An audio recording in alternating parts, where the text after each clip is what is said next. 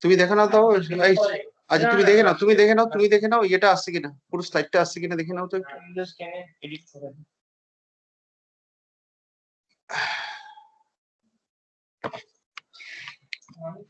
হ্যাঁ, স্ক্রিনটা আসছে কিনা দেখে নাও।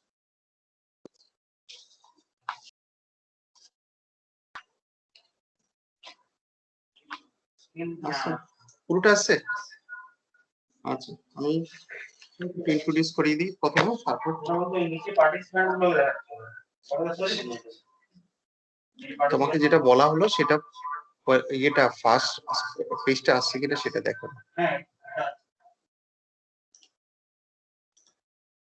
দেখা যাচ্ছে পুরোটা?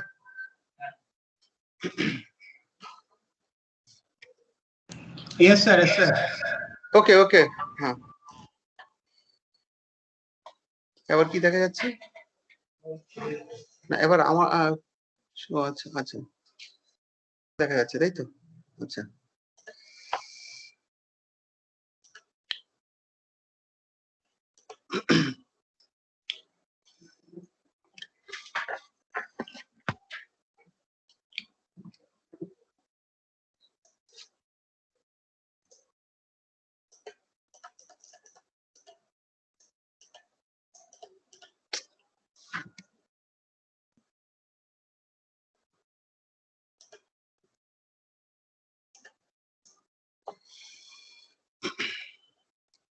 স্টার্ট করলাম তো রেকর্ডিংটা স্টার্ট করা আছে তো?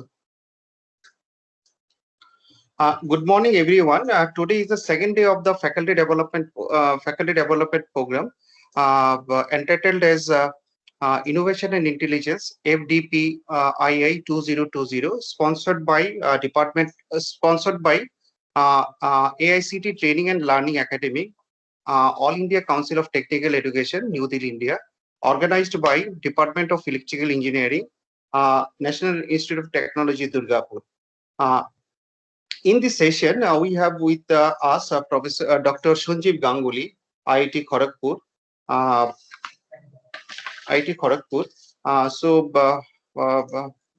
Dr. Ganguly is an associate professor of Department of Electronics and Electrical Engineering. He joined in IIT Guwahati in the year of 2015. His research areas are power distribution system planning and optimization, distributed generation, custom power devices, evolutionary algorithm, multi-objective optimization. He has published more than 20 international journals, including transaction in IEEE, IET, EPSR, and over more than 100 international conference papers in relevant areas. Now I request Professor Ganguly to share his screen and share his expertise, all of us. Thank you, Professor Dr. Ganguly, for your kind consent and this accept our invitation. So, Dr. Ganguly, I am audible to you? Audible? Am I audible? Yeah. Okay.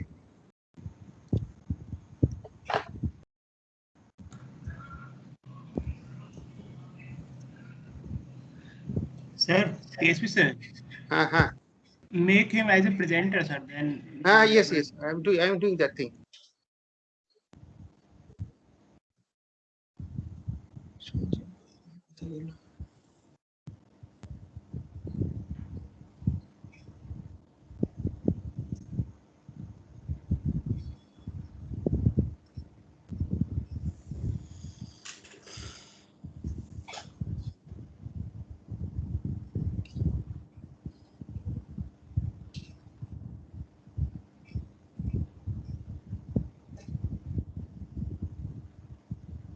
দেখো তো এখানে নামটা দেখা যাচ্ছে, খুঁজে পাচ্ছি না।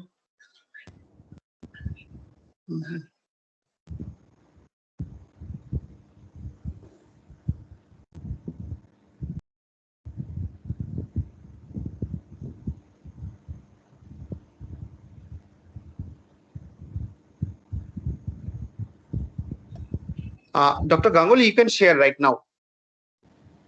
Okay.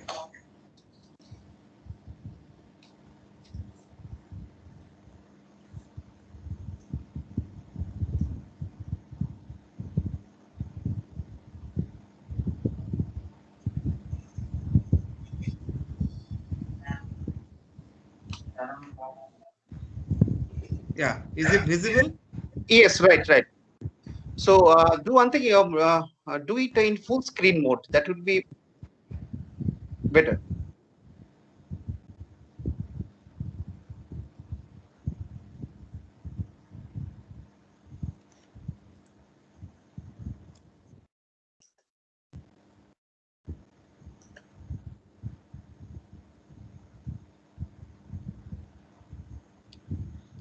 No, actually this is PDF file. So Oh, okay, okay, okay. Okay, okay, okay, no problem. But it is visible. You can start, no problem. okay. So shall I start? Yes, yes, Okay. So am I audible to everyone? yes, yes, you are audible.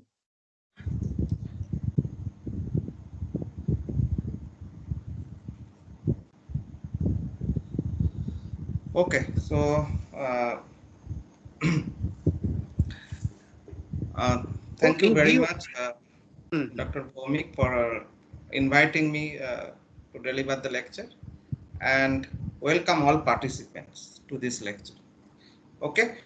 So this lecture is all about a meta-heuristic optimization algorithm, which is called as particle sum optimization. Okay, the basic idea behind it and an engineering applications. Okay, so let us move.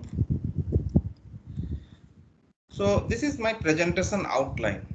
Okay, so from some initial slides, I Dr. will Ganguly, just. Dr. Ganguly, sorry to disturb you. Just do one thing. You move to first slide once more. I will take one snap. Okay. Yeah. Yes, right. Thank you. Thank you. Yeah. You can. It's okay. It's okay. You can start. Okay. Okay. So this is my presentation outline. So first few slides, I will talk about the basic idea behind optimization problem and what are the different types of optimization problems, optimizations approaches exist in real world. And then I will give you some basic idea behind this particle sum optimization. We call this acronym PSO to represent this particle sum optimization. Then uh, I will show you how can we use PSO in solving an engineering optimization problem. So that optimization engineering problem I chose is one of the very involved optimization problem with different kinds of complexities. So its complexity level is higher as compared to different types of function optimization. Okay. Then in the process, I will show you different variants of PSO as well. So let us move. So the basic idea behind the optimization is, in fact, if you see in our day-to-day life, we optimize many things in our day-to-day life, uh, but we may not realize it properly. Okay, but we do optimize. For example, if I have to go from one place to other, then I generally follow the shortest possible path if I want to work. If I have to work, even if I have to drive. Okay, so that see, nobody solve any optimization problem for doing that, but we do optimize this. Okay, similarly, if we go to market to purchase something, we optimize our purchase. Okay, so these are the things we do everyday life. So these are also part of optimization. Okay, all right. So what is then the definition of optimization? Optimization means we should have a goal or multiple to fulfill. Okay, all right, and this goal should be constant. I will show you how they are constant. Okay, and as I said, there might be a single goal or multiple goals. Okay, and based upon that, we have single objective optimization or multi-objective optimization. So this goal, whatever you are talking about, we generally translate in terms of a objective function. Okay, so we whatever goal I have, suppose my goal is that to optimize the my journey from one place to another. So our goal would be how can we reduce our total distance that I have to cover. So it is a kind of shortest path technique. It is very famous in computer science, shortest path technique. Or even sometimes a similar kind of problem we call traveling salesman's problem.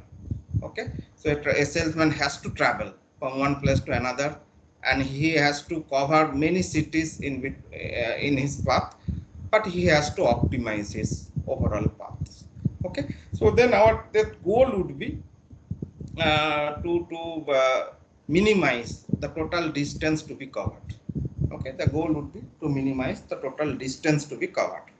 Okay, so similarly, we formulate mathematical function to represent the goal. Okay, now if we have multiple goals, we translate them into multiple mathematical functions. Okay. All right. Now, generally, we represent it in terms of fx, where f is the function which maps that variable x. Now, that x is not a single variable, rather it is a vector having multiple variables. Okay, so these variables we call optimizing variables. Okay, that means if we have multiple such kind of variables involved to optimize one particular objective or one particular goal, okay, then we can translate them or we can map them as an f, where f is my objective function and that x vector will represent all the optimizing variables. Okay, now depending upon the number of objective functions, we can categorize any optimization problem as single objective problem or multi-objective problem. Okay, now these objective functions we need to optimize. Sometimes we need to maximize, and sometimes we need to minimize. Some goals we need to maximize and some goal we need to minimize. For example, if I have to optimize the profit, so I should maximize the profit. But I have to optimize the investment, okay, for doing something. Okay, so I need to minimize the investment. Okay, and these goals are function of a set of variables called optimizing variables. Okay. Now, what are the different types of optimization problems we have?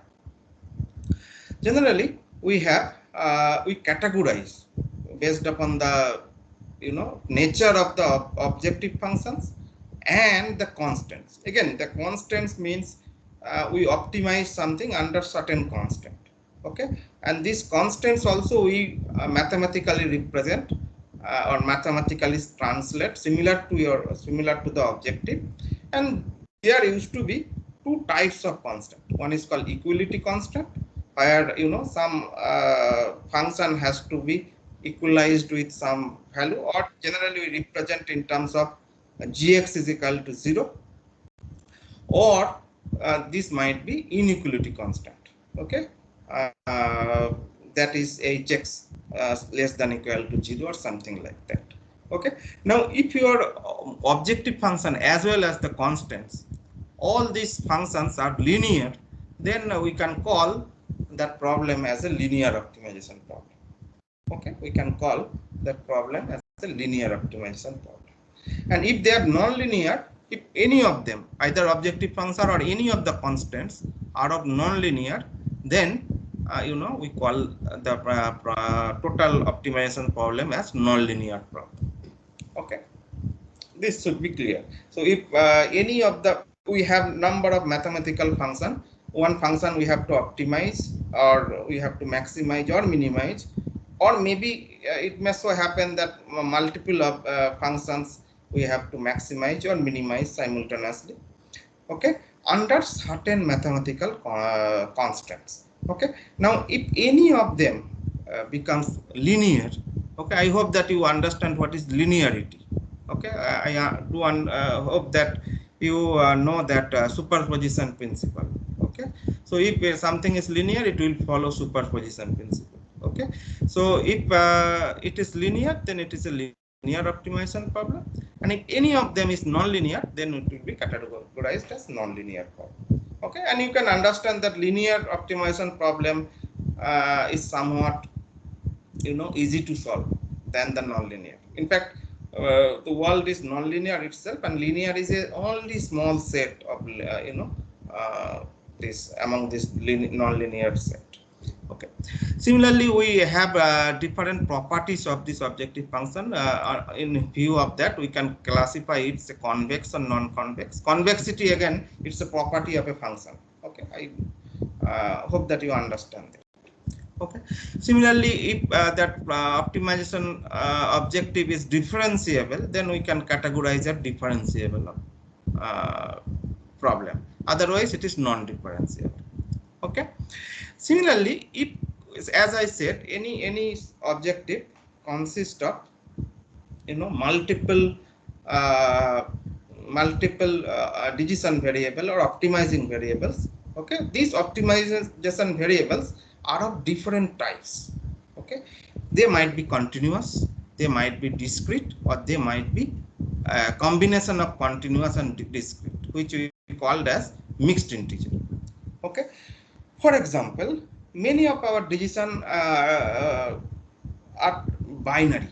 Okay, means either we have to do this or we cannot do that. Okay, so there is nothing in between. So in that case, the value of this decision variable either should be 1 or should be 0. Okay, if it is so, then it is a type of discrete variable. And if all the variables in an optimization problem or optimization objective are of discrete, then that problem we categorize as discrete optimization problem. Similarly, if they do not, if they are not discrete, then they might be continuous. Okay, so if all the optimizing variables are of continuous in nature, okay, that means their value can be anything between some range. Okay, then we can call them as continuous. Okay, and any problem, if for any optimization problem, if the objective function consists of both continuous type and discrete type of a discrete type of optimization variables, then we call it mixed integer optimization. Okay, all right. Now, similarly, as I said, we have optimization problem having either single objective or multiple objectives. Okay, if we have a optimization problem having only one goal to be fulfilled, only one goal, and that goal we translated in terms of a mathematical function, then we call it, you know, single objective optimization. Okay, but when if we have multiple goals, okay, which we have to simultaneously fulfilled, then we call it multi-objective optimization. Okay, and the complexity level of a optimization problem varies with the type of the problem. Okay, and of course, if any problem is of non-linear, non-convex, non-differentiable, mixed integer, multi-objective, then you can understand that this is the most, one of the most complex problems which exist. Okay, okay. So the example that I am going to show you here, the engineering application, it's one of that type of problem: non-linear, non-convex, non-differentiable, mixed integer, and multi-objective. Okay. Now we have different, you know, types of optimization approaches or optimization algorithms. Okay.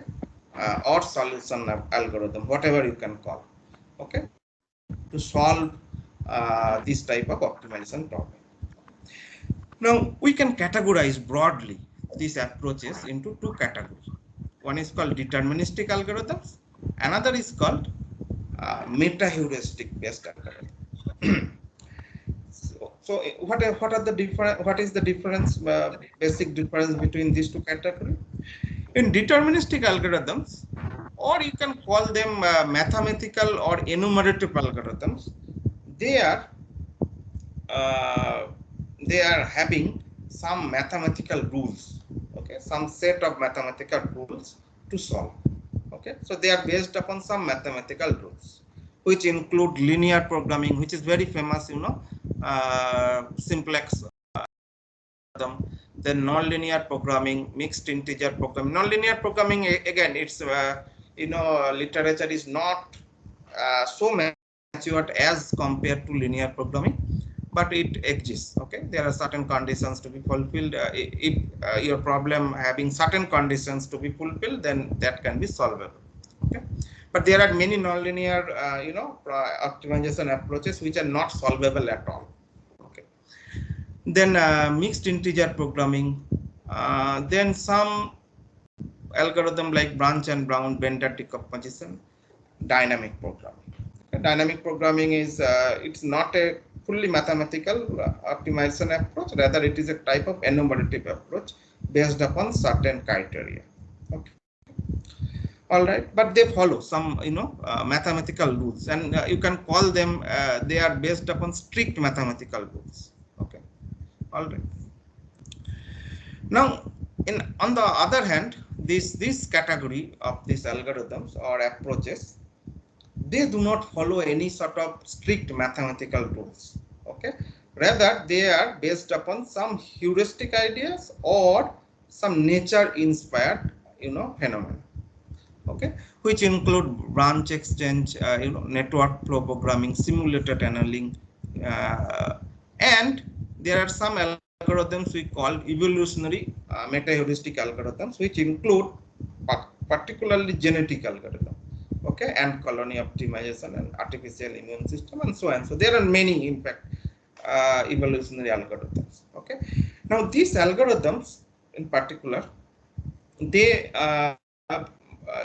use some analogy of our nature, okay, and some intelligence available in our nature to solve some complex problems, okay. For example, genetic algorithm, they use our genetic behavior, okay, how our genes they evolve over the time, okay, and that intelligence is extracted to solve some real world complex problems, okay.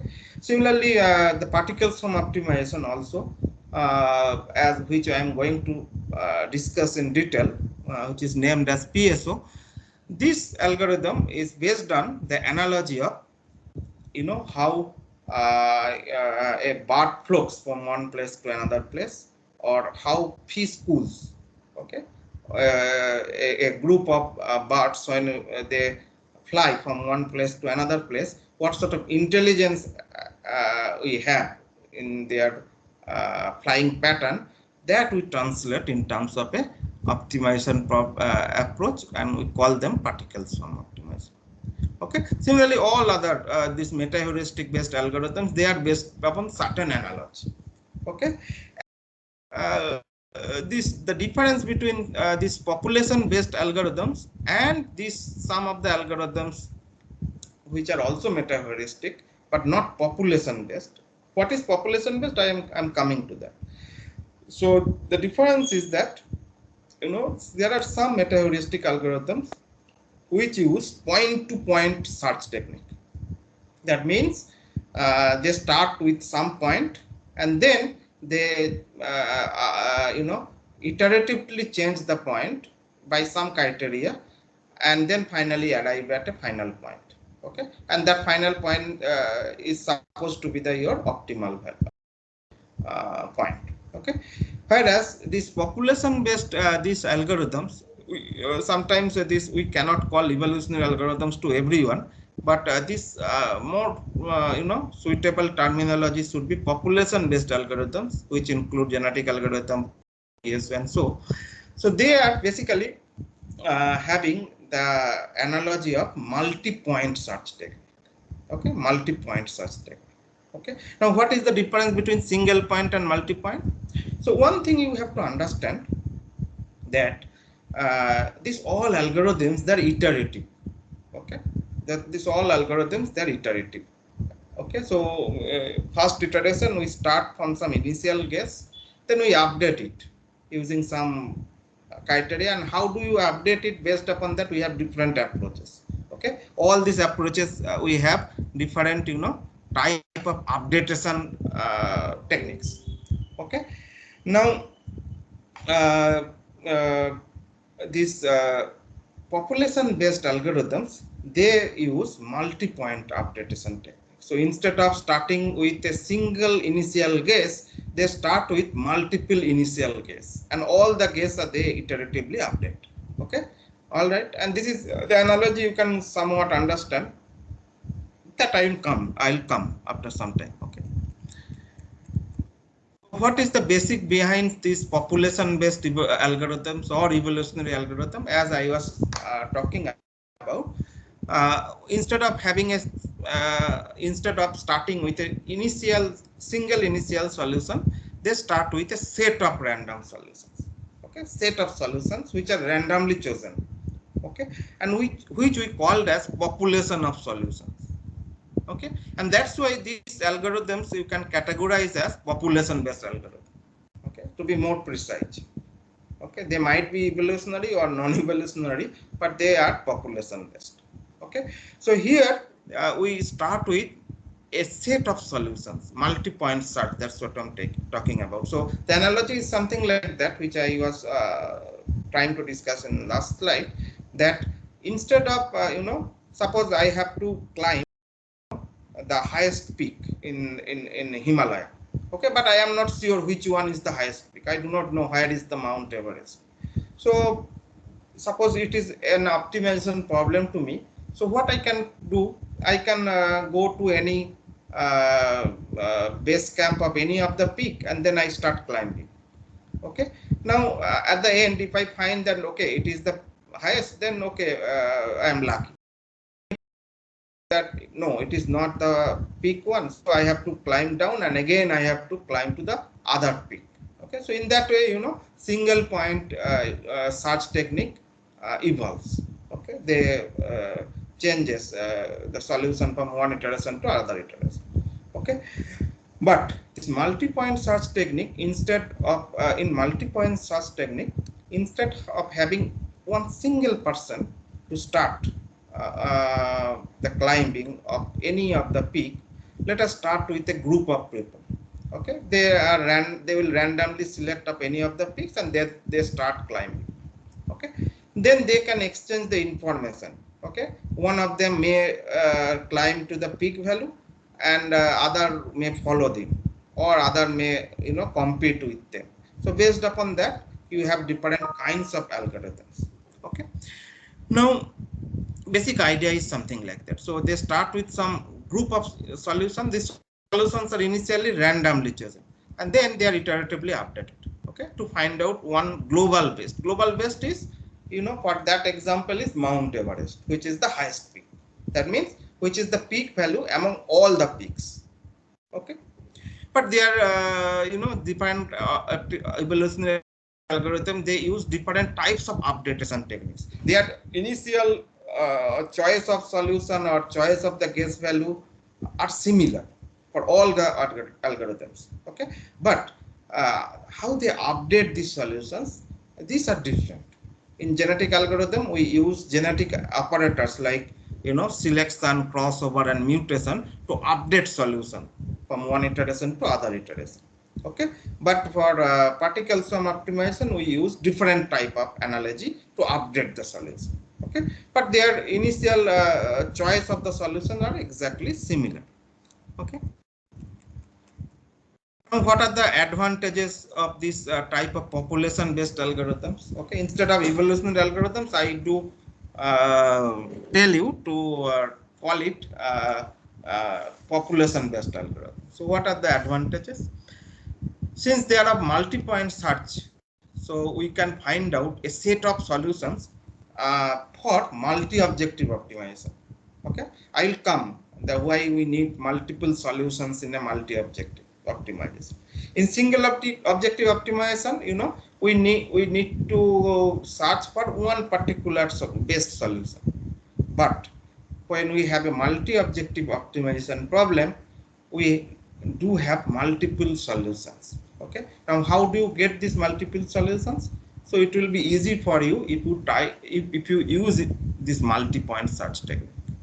Okay, similarly, this type of meta-heuristic algorithms, they can handle any type of problem, whether the problem is of nonlinear or non-convex or non-differentiable or whatever, they can at least solve. Okay, and they also do not suffer from the curse of dimensionality. That is also another terminology we use to test the performance of different kind of optimization approaches. Okay, now what is curse of dimensionality? The curse of dimensionality is when our number of problem variables, as I said, suppose our objective function is fx, where x is a vector of n variables. Okay, now if my n is equal to 2, then this problem is of lower dimension. Now if n is equal to 5, again it is of a lower dimension. But if n is equal to 100 or even 1000, then this problem is having a huge dimension. Okay, now there are some, you know, mathematical based optimization algorithm which work with this you know, small number of variables, which that means they work fine when we have a problem with a lower dimension. But when we have a problem with a very higher dimension, they cannot give you the solution, or that rather they take, you know, several years of time to solve. So which is not a practically feasible option. Okay, so that's why we call that problem as curse of dimensionality. That means some approaches, some optimization algorithms work fine with smaller dimension problem, but cannot give you solution for higher dimension. But this type of population based algorithms, they have the advantage that they can work fine with this higher dimension problems. Okay, so these are the advantages. When we have some advantages, we have some disadvantages as well, because, you know, there is something we call in computer science no free lunch theorem. That means if anything is better in some aspect, then it has to be, you know, worse in some other aspect. Okay, so similarly, so evolutionary algorithms, their biggest drawback is that they cannot give you the convergence. They cannot guarantee you the convergence. They cannot tell that the solution they obtain is the best solution among all. Okay, for example, they cannot give you the guarantee that the peak they obtained at the end of the running of your search is Mount Everest. It can be even you know, our Kanchenjunga. Okay, so that is what their biggest problem is. Now let us come to PSO. Okay, let us come to PSO. So PSO, as I said, it is a multi-point search technique developed by Kennedy and Eberhard in the year of 1995. One you know, conference paper they published. Okay, and this was the origination of that particular algorithms. And then we have different you know, variants of PSO. Okay, but the basics remain same.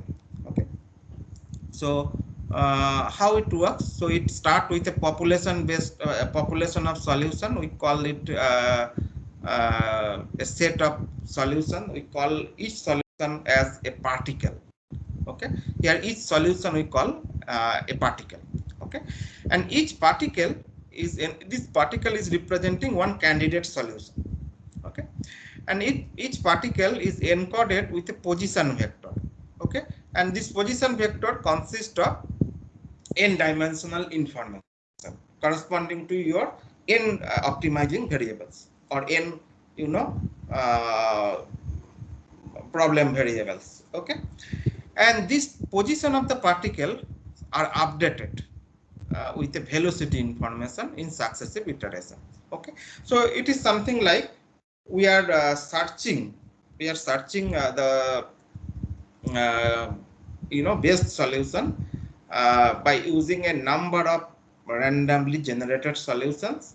Okay, and this number of randomly generated solutions are called a population of particles, and these are basically the position of the particles, and then we update this position by adding some velocity information.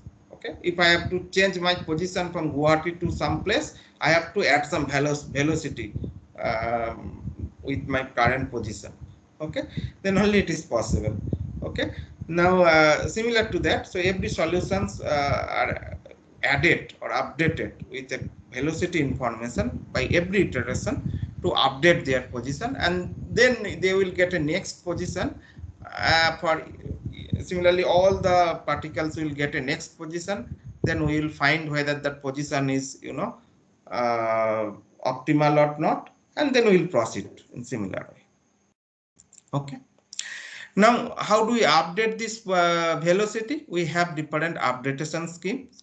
One particles keep track of previous iteration based value, and they also find the group based particle position value, and they by exchanges this information they update this velocity.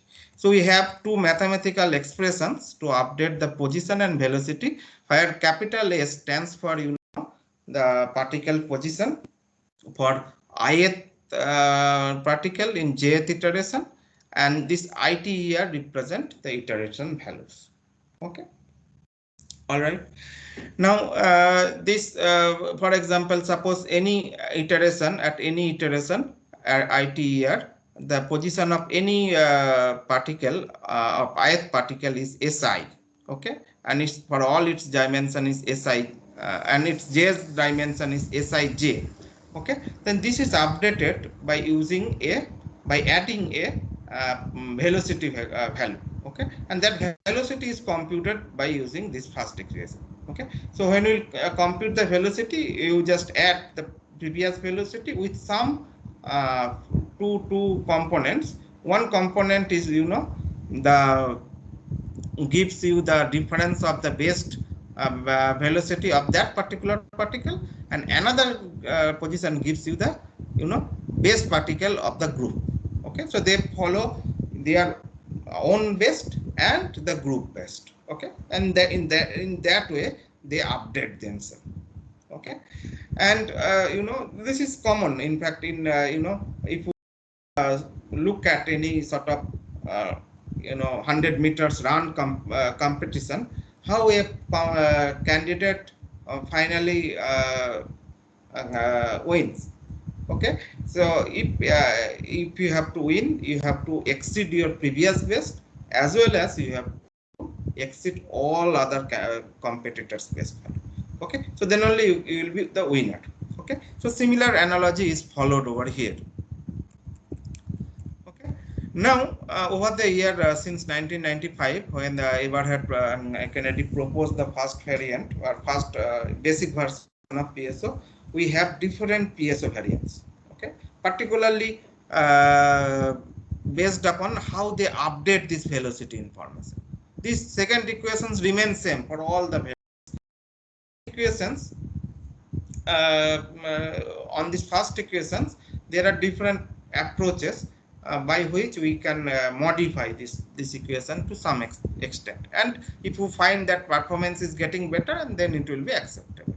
Okay, so some authors or some researchers add or multiply some constriction factor with this velocity information.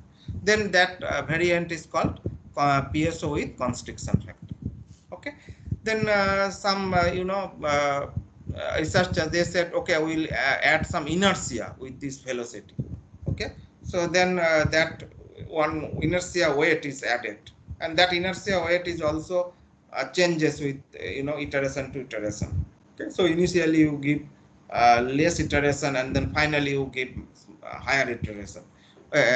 Less inertia initially, and then finally you get higher inertia. Okay, so this is how you can fine tune your search process. Okay, similarly we have another variant called comprehensive learning PSO, where each dimension are updated separately. Here if you look at this equation, where each dimension of a particle, dimension means again that if we have n number of variables, each variable update is getting updated similar way, but they can be updated in different way, and that is basically proposed in comprehensive learning PSO. Okay. This is the flowchart of PSO algorithm. Okay, so initially we generate a set of population randomly. Okay, and corresponding to this, each of the random solutions, you translate them, you map them in functional form, which we call them as a fitness. Okay, so every solution part, whether the solution is acceptable or not, that will be decided by its functional value. Okay, by its you have to map these all solutions in a function. That function will be, of course, the objective function, and that is called, here in PSO algorithm we call them fitness. Okay, then you choose that personal best for each solution and global best for each solution. Then by using this position and velocity updation scheme, for each iteration you update this particular position and velocity. If the you find if now sometimes it may so happen the constants will be violated. So if constant is violated, you can use some constant management scheme. One of the ways you can penalize that violated solution, and then you repeat it for a given number of iteration. Okay, so this is what the until the termination criteria is satisfied. So termination criteria can be also the maximum number of iteration that you wish to run. Okay, so whatever I mentioned, these are written over here in steps. Okay, so first you assign population size. Now how do you select this population size? This will be entirely in your hand. You can choose that okay, I will start with 50 number of solutions, okay, or 50 points.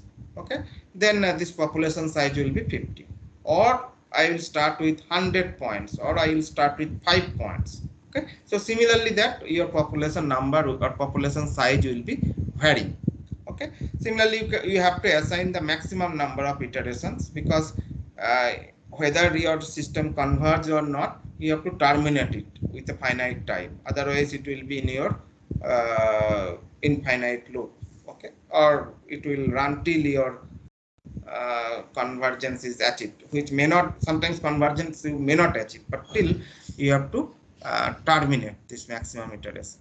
Okay, now next step is to generate initial population of solution. This you have to do randomly for both position and velocity vectors. Then you choose that previous GBEST information. Then using this for loop, you start this iterative process. Okay, and then you repeat till you achieve this convergence, or till the termination criteria is satisfied. Okay, so this algorithm is as simple as that. Okay, now I am going to discuss an application of the practical electrical engineering problems, which is one of the research problems that I had taken in fact at least 10 years back. Okay, and that problem is called as distribution system planning problem. Okay, so if you are electrical engineers, you know that what do we mean by distribution network. Or even if you are not electrical engineer, then also you know, because you get power from your local distribution network only. Okay, now the problem is all about how do you design that network, okay, from where you are getting power, that is distribution network. So here that process is called distribution system planning. Okay, so here we'll use this PSO for this type of algorithm problem, which is an involved optimization problem, which is nonlinear, non-differentiable, having multiple problem variables, having multiple objectives, so and so. So what we'll do, we use this, we'll use PSO for solving this problem. Okay, so before we discuss how we used to solve this problem, let us understand this, what is that problem all about. Okay, now this problem is, first let us discuss the problem, what it is. Okay, so to discuss the problem, I use some test systems, okay, having 21 nodes, 54 node, 100 node, 182 node, and so on. Okay, now let us see how this problem is all about. Now, for example, for 21 node system, I have somewhere this node 1, okay, and all these black dots, they are the loading points where we have the loads. Okay, these loads means a group of buildings or a commercial complex, or a number of customers which may be of domestic, commercial, and agricultural, or maybe an industrial area. All this can be categorized as different kinds of loads. Okay, now these black dots, they are representation of the points where we have this kind of loads. Okay, and the starting point of distribution network is our substation, which is located somewhere at node number 1. Okay, and we have some partial network exists, okay, which is having 4 nodes connected. Okay, and these nodes are the additional nodes. Okay, sometimes it may so happen that suppose initially some area is developed, then we have some small number of customers. Then when, as soon as we get more buildings, more commercial complex, more industries come up, then we have some additional of nodes. Okay, where we have certain amount of load demands. Okay, now our goal, optimization problem is to connect all these loading points, okay, with this existing network to create a overall distribution network, so that every one of this customer will get power from this network. Okay, and we have reliability intact of this overall network. That means, reliability means what? If you are a customer, you will be expecting uninterrupted power supply, okay, from your local utility. Okay, similarly, when we design network, we will keep that constant, that every customer should get uninterrupted power supply. Okay, and that is in fact called reliability analysis. Okay, now so reliability will be one of the criteria to design the network. Another criteria will be the economy. Economy means this sort of connections of every points will need certain amount of initial investment to the electric utility. Okay, now as a electrical utility point of view, if you are the owner of the distribution network, so you will be you will desire that your design network to be economical. It will incur the least investment.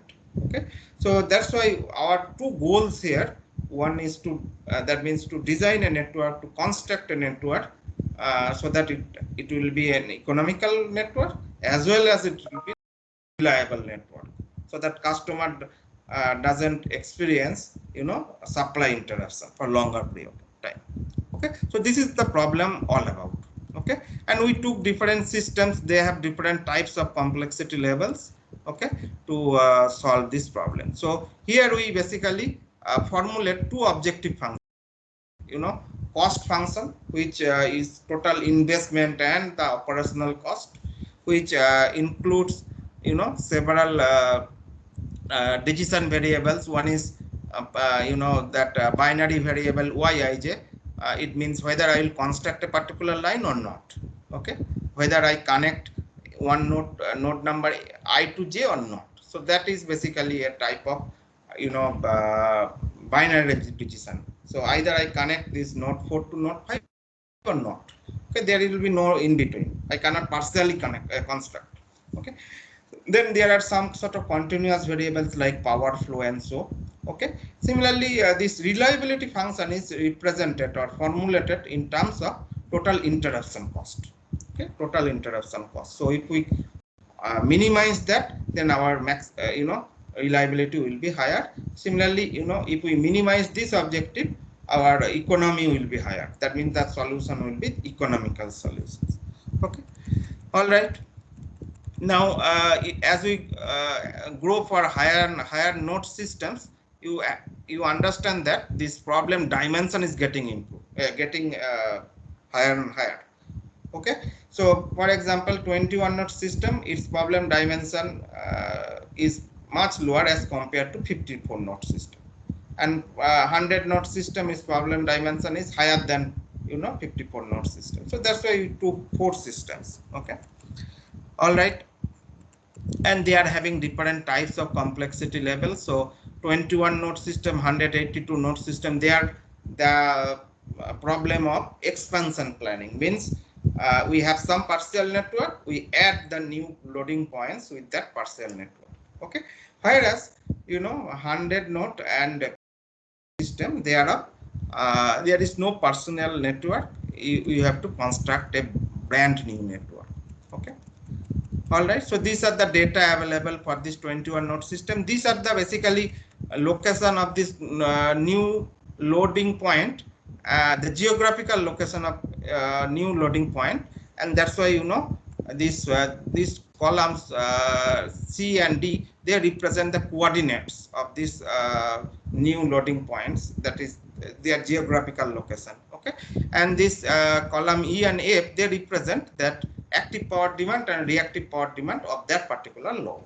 Okay, which are important to us. Now, in order to construct a distribution line, that means in order to connect a node point 4 to 5, I have to construct a line, and that line I have to choose, okay, a particular types of conductor. Okay, and this is the set of the conductors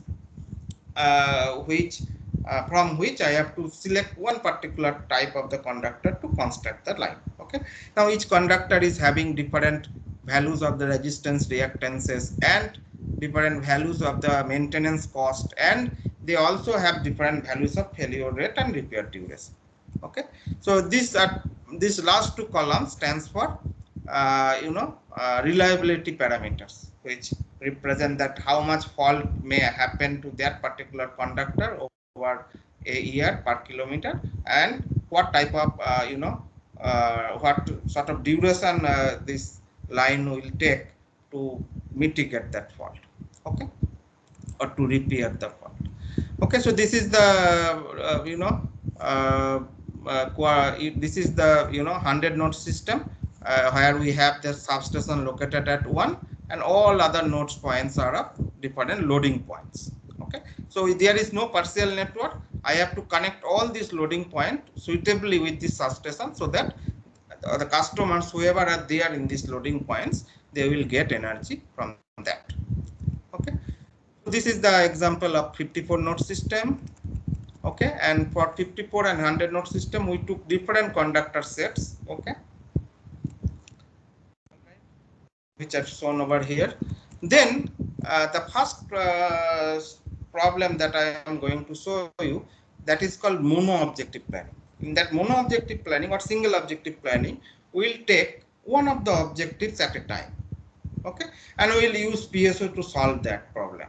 Okay, and we use the 3 different variants of PSO that I have taken, and to do so, now why I have chosen PSO as a optimization approach? Because if you implement it, you will find that it needs easy implementation.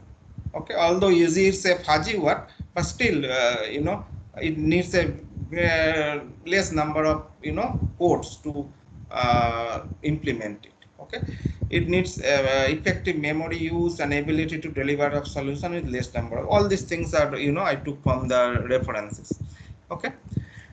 All right. Now this is the pseudo codes for this PSO algorithm. I am skipping it. Okay. And this is how we encode the information of this,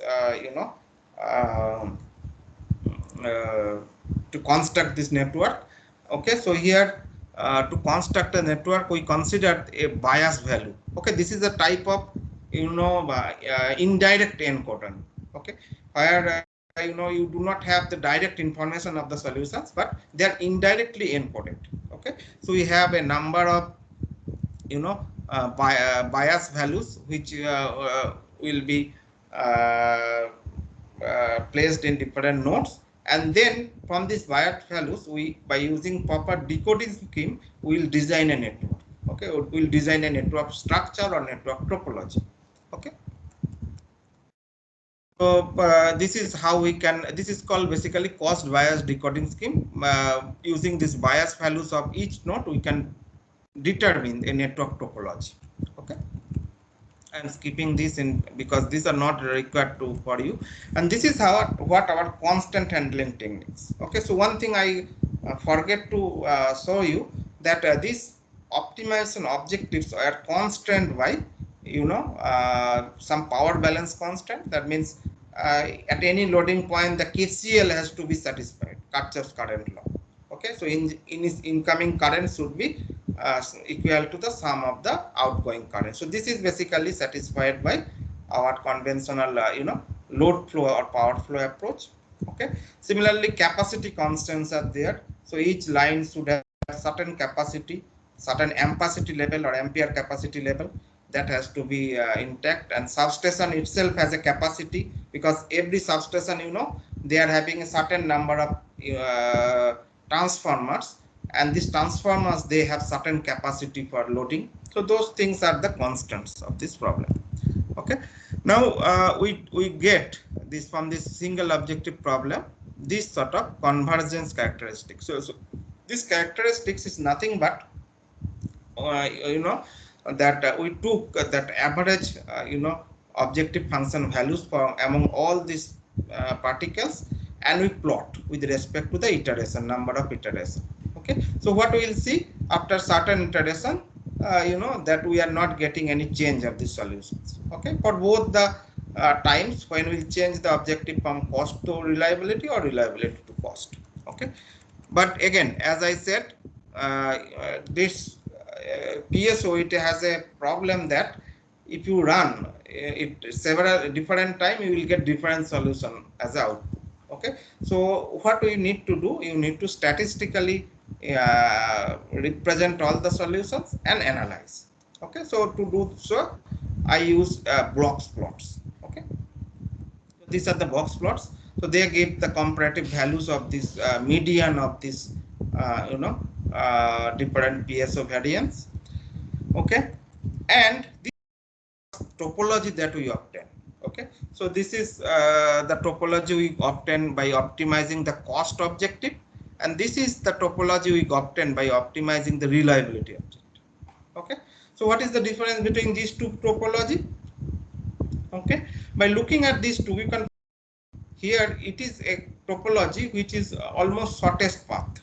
Okay, whereas this is having a number of branches. Okay, and this number of branching is reducing the dependability of one node to other. For example, here this for node number 20, whoever is located at node number 20, their power is coming through this 16, 17 and 18. Okay, 16, 17 and 18. Okay, and node number 19 also is power is coming through this 16, 17, 18. Okay, but here in this topology, you see no power is flowing from node number 16 to 19 directly without the traveling to 17 and 18. Okay, so this when you have the less dependability of this node, somewhat this your network would be reliable. But apart from that, this chooses different conductor sizes which are having lower value of failure rate. Okay, so which constitutes lower failures. Okay. Similarly, 54 node system, you can see there are this is a kind of shortest path technique, and here more branches are there having different conductor sizes, and the same thing is applicable for 100 node system as well, and even 182 node. It is very complex system having two substations. One is located at this point, another is located at that point. And some these bold line networks, they are existing partial networks. Rest of the lines are constructed based upon the results of the optimization. Okay. So here also you will find the similar kind of observation. Okay. What I'm interested to show you, that is mono-objective versus multi-objective optimization. So what is multi-objective optimization? As I was talking about, so if we have more than two objective functions, okay, more than one objective functions which conflict with each other, which is very important. If the objective functions are of similar type, then you can simply aggregate them. Okay, you can add them and then optimize as a single objective function. But if they conflict with each other, okay, then you cannot add. Okay, for example, suppose I am right now sitting here in Guwahati, and I have to reach in Durgapur. Okay, so if I have two objectives, one is I'll reach from Guwahati to Durgapur in a cheapest possible way. Okay, and the second objective is I will reach Guwahati to Durgapur in lowest possible time. Okay, so then we'll see both the objectives will conflict with each other. Okay, I cannot reach at the lowest possible time in a cheapest possible way, because if I have to reach from here to Durgapur in a lowest possible time, then I have to avail the fastest means of transport. Okay, which is air travel. Okay, which is also expensive. Okay, so fastest means of transport is always expensive. So it means that I cannot simultaneously reach from here to some other place in a shortest time and cheapest way. Okay, so if I have to reach in shortest time, I have to pay more. Okay, I have to take the expensive option, and vice versa. If I take a cheapest form, then I will take it takes a longest duration of time.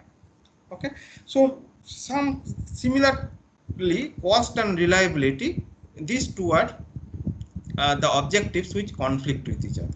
Okay, if you optimize the cost, then reliability will be poor. If you optimize the reliability, your cost will be higher. Okay, and that is why if we solve them, if we optimize them simultaneously, we will get a set of trade-off solutions. Okay, so we will not get a single solution. Okay, we'll get a set of trade-off solution. How we'll get it, that I will be showing. Okay, now to get these trade-off solutions, we need to optimize the. You cannot aggregate them, because if you aggregate these two, you will be arriving at a single solution, which will not get the optimal one. Okay, so so that's why we need different types of multi-objective optimization approach. So there are different types of multi-objective optimization approach exist in the literature. If you do the literature review, which include weighted aggregation, Pareto dominance, epsilon constant, lexicographic ordering approach. Okay, they are having different approaches, but here we are going to discuss Pareto dominance based approach. Okay, and by using this approach, we convert this PSO to multi-objective PSO. Okay, or MOPS. Okay. What is Pareto dominance principle? The Pareto dominance principle says that a solution dominates another solutions if it is strictly better at least one objective. this criteria is gives if it is strictly better, because our problem is, you understand that it is minimization problem. Then less than is, it means that it is strictly better, at least some one objective, and it is not worse in the other objectives. Okay, it means that I have some, if I plot two solutions in the objective space, that means this axis is representing objective function 1, and this objective is this axis is representing objective function 2, then I have two solutions. One is located here, another is located here. Okay, so if you compare these two solutions, okay, what we will get, this solution is better than this solution in both the objectives, because they are having lower values. Okay, so that means this solution is dominating that solution. Okay, and then whoever means after this check, we will find out that a set of solutions which are non-dominated, which are not dominated by each other. So this we represent by this dot. Okay, each dot represents one solution, and the solutions do not dominate each other. For example, if you compare the two extreme solution, one is located here, another is located here. So this solution is the best solution in view of, objective function 1, because it is having the lowest value of objective function 1. Okay, but this solution is the best solution in view of objective function 2. Okay, but if you compare this objective function 2 of that solution, it is the highest value. It is the highest value. Okay, but if you compare the objective function solution, it is the highest value. Okay, so this solution is the poorest solution in view of the objective function 1, but best solution in view of the objective function 2. Similarly, this solution is the best solution in view of objective function 1, but the worst solution in view of the objective function 2. Similarly, all other solutions do have similar level of trade-offness. Okay.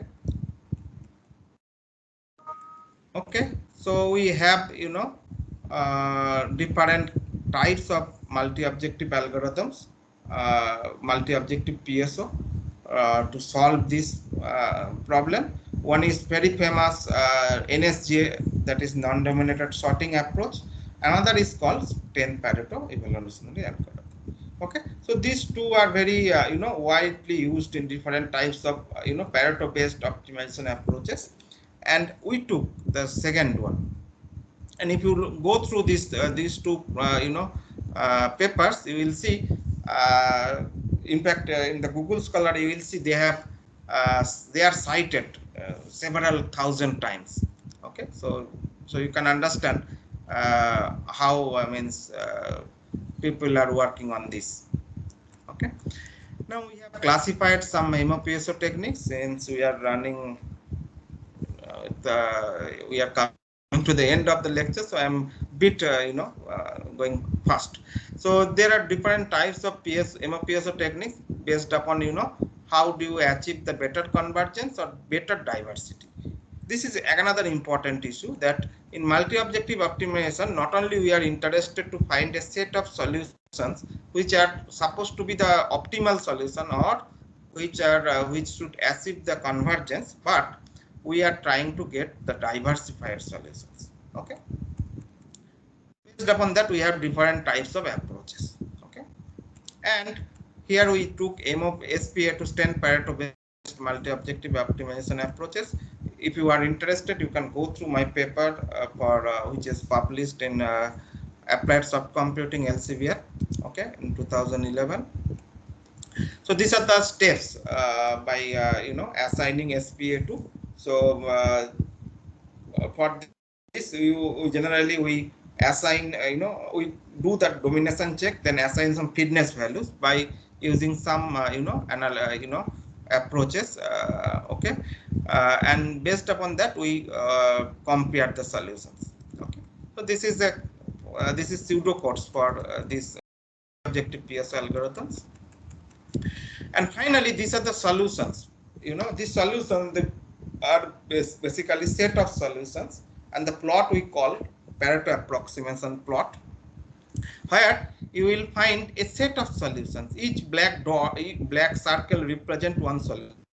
Okay, having a one value of objective function 2 and one value of objective function 1. Okay.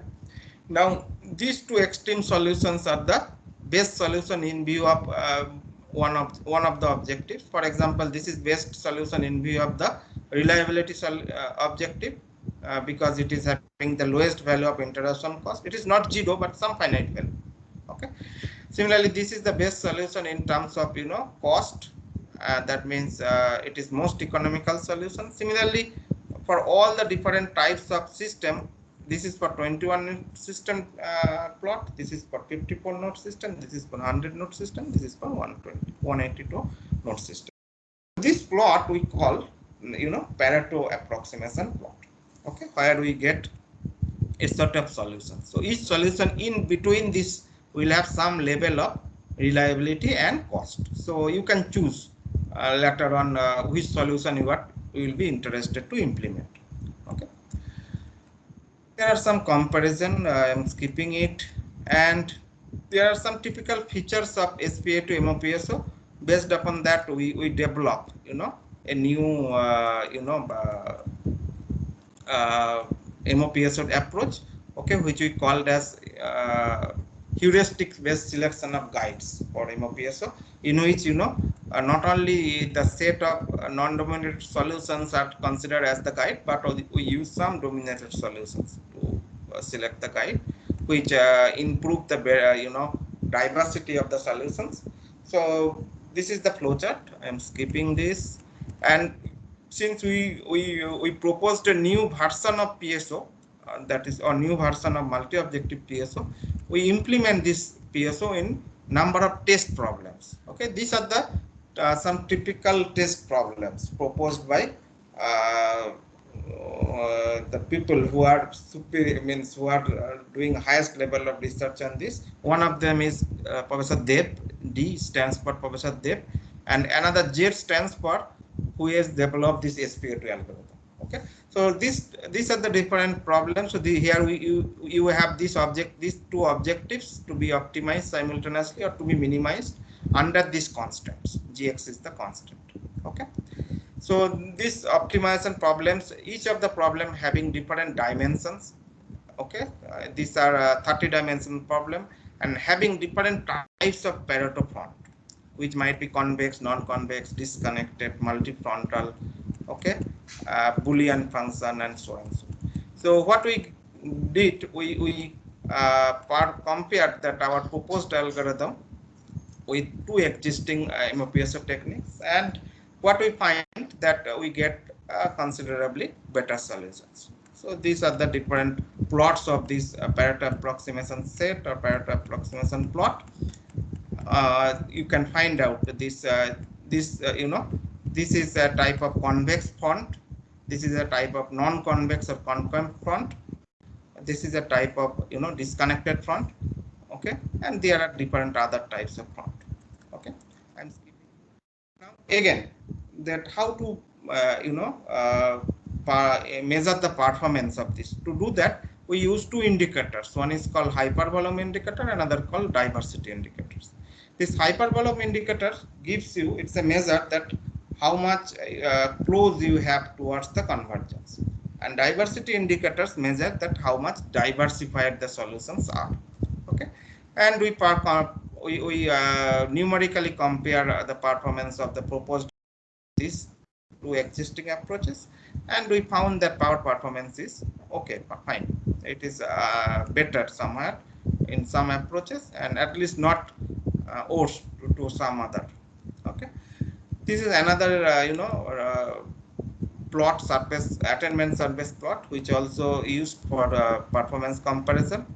And then finally we have to also compare the runtime complexities, that okay, your performance is good, but how much time it takes to implement or to complete its simulation. So comparing, in comparison to that, we use basically big O approach.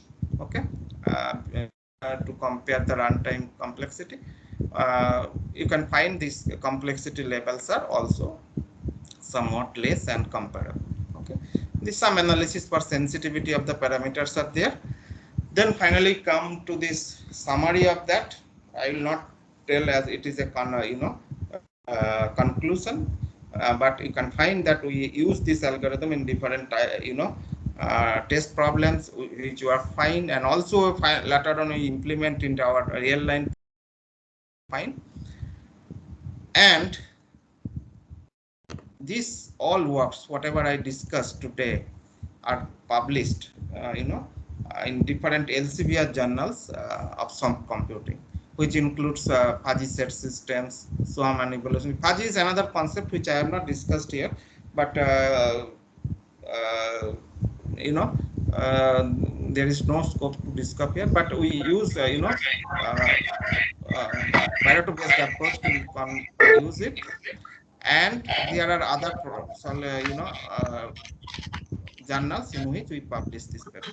Okay, I think, and these are the some of the references. Okay, finally, it is over from my end, and I am ready to, take a few of your questions. Thank you, Dr. Ganguly, for your nice presentation. Now I request all the participants. So if you have any type of questions, you can ask. Yeah, Dr. Ganguly, good morning. Hello. Yeah, Dr. Ganguly, good morning. Yeah, good morning. Yeah, my point is, Dr. Ganguly, you have just given the illustration for the non-dynamic variables. So when the system is a dynamic variable where the parameters are continuously changing, right. So how will you solve all such type of the problems? There it may not be that much sufficient to solve the instantaneous, give the appropriate or optimum solution. So I request you to introduce first. So your name, please. Good name, please. Okay. My name is Dr. N.K. Yadav. I did my sliding mode control, discrete time fuzzy sliding mode control. Okay. So where the parameters are changing continuously, so sliding that is manifold change, forcing the particular variable. Okay, you come on particular situation like avionics, like a aircraft. So yeah. Yeah, so I agree with Dr. Jadhav, what you said. So all these descriptions are for static optimization. Okay, this is not for dynamic optimization, in which your parameters dynamically vary. Okay, now for those kinds of problems, now again, as I said, PSO, its application is should be limited to where you have basically offline optimization, because there is no guarantee that you will get solutions which will be optimal at the end. Okay, so exactly this literature of this kind of exactly yes exactly, you are correct. Let me complete. Yeah, let me complete.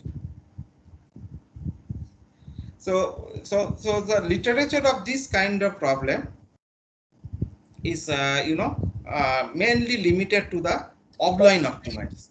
And when we get the online optimization problem, we do not recommend that you use PSO, because there will be no way to go for statistical test to run it for several minutes. So we do not recommend. So this, whatever I discuss, is based on that our problem is of offline optimization, and they are not dynamic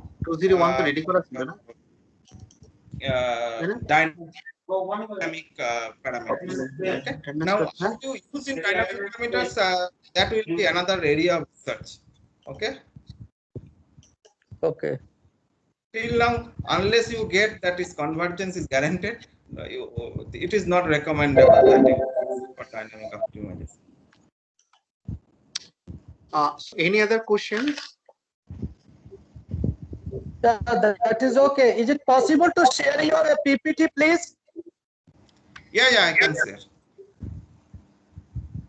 Okay, thank you. So nice of you. Good luck. Yeah, thank you. So any other questions from the participant?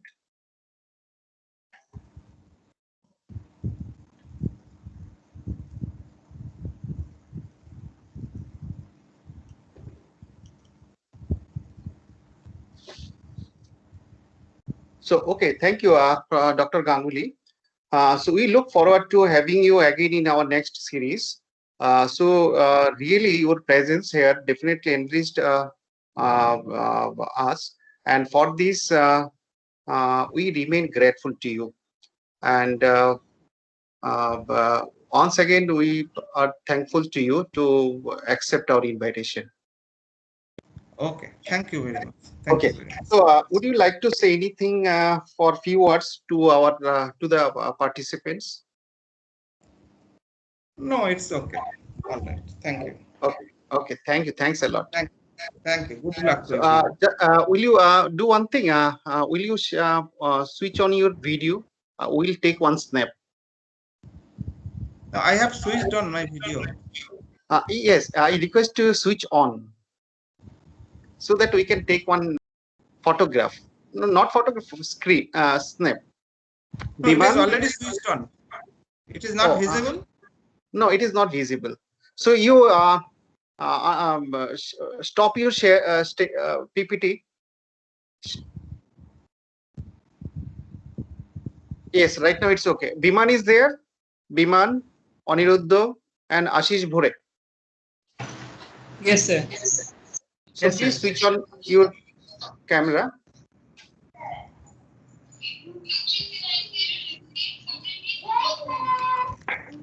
Dr. Ganguly, this is Dr. Ashish Kumar Bhore, one of the convener of this faculty development program. Okay. Hello, sir. Yeah. Biman, are you here?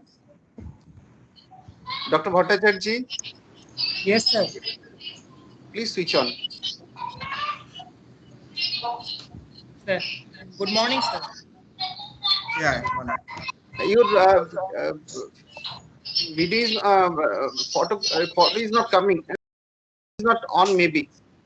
Yes, sir. It is on. Camera is not on. Yes, sir. I am able to see, and the camera is Oh, on. yes. Yes. Okay. So this is Dr. Aniruddha Bhattacharya. So previously he was in NIT Agartala. So he is one of the convener of the short-term course. Okay. Yes, sir. I have also worked in the PSO and other optimization technique, but in the field of power system, I have applied those things. Okay. Dr. Ganguly, all the member of NIT Durgapur on behalf of organizing committee, I'm thankful once again. I'm giving thanks to you once again. If we have any type of doubt, we'll in touch with you in future. So your cooperation is needed. Thank you, sir. Yeah. Thank you very much, sir. Right. Yeah. Right. Thank you. Thanks a lot. So right now I am concluding the session. So before conclude the session, I request all the participants. I have shared the Google Doc. Please fill the form and for your attendance. And next session will start from about 11:45. So please be on time so that we can start our session smoothly. So regarding revised tentative program schedule, so we have one extra slot from 4 to 5:30 today. So during the session, all are requested to be present, because if you are present all the sessions, so for this day only you will get the attendance. So please keep it in your mind, because minimum 80% attendance is needed to get the certificates, along with 60% marks in online exam. So I request all the participants within 15 minutes to fill the form so that we can get the attendance for the first session. And second session will start from 11:45. So all the participants, did you get the examination.